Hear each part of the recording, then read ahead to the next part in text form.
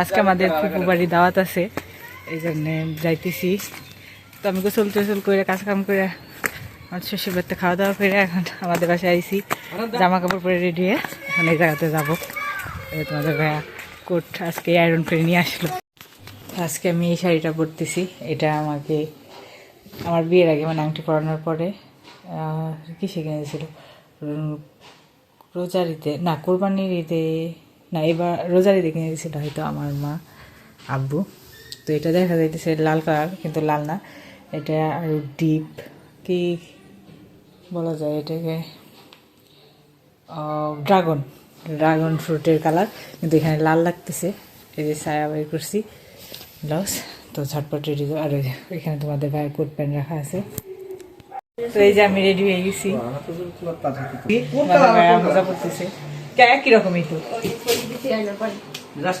আবার এটাই তো জুতা মজা, আমি তো এই দুটাই পাইলাম। এইটা কি কালার আর ওটা কি কালার?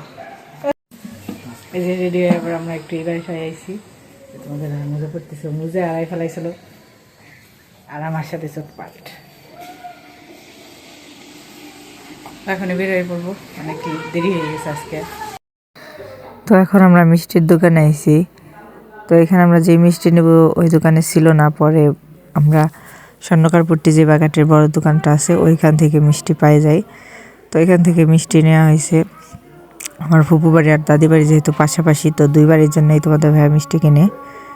তো মিষ্টি কেনার পরে আমরা অটোতে উঠে যে তোমাদের ভাইয়া মিষ্টি টিষ্টি দিয়ে উঠলো, আমিও উঠছি।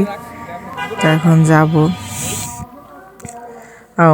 রাস্তায় পান সুপারিও কেনা হয় ফুপুর বাড়ির জন্যে, একসাথে কেনা হয় দাদু আর ফুপুর জন্যে। তো এই যে আমরা এবারে চলে আসি খাওয়া দাওয়া করে। এখন একটু মাঠ এদিকে দেখতেছি যে পেঁয়াজ লাগাইছে আর পালং শাক লাগাইছে। তো আগে এই জায়গা পেঁয়াজ পালং শাক লাগাইতো না, এখন লাগাইছে। তো আজকে ভিডিওটা এই পর্যন্তই। তোমাদের কেমন লাগলো আমার ভিডিও অবশ্যই কমেন্টে জানাও। আমার ভিডিও যদি তোমাদের ভালো লাগে থাকে অবশ্যই চ্যানেলটি সাবস্ক্রাইব করে আর একটা লাইক কমেন্ট শেয়ার করে দিও। আজকে অনেক বেশি ঠান্ডা পড়ছে, তো আমি লেবকাই দিয়ে রাখছি। তো তোমার অনেক অনেক বেশি ভালো থাকো, বাই, দেখা হবে কালকে নতুন ব্লগ।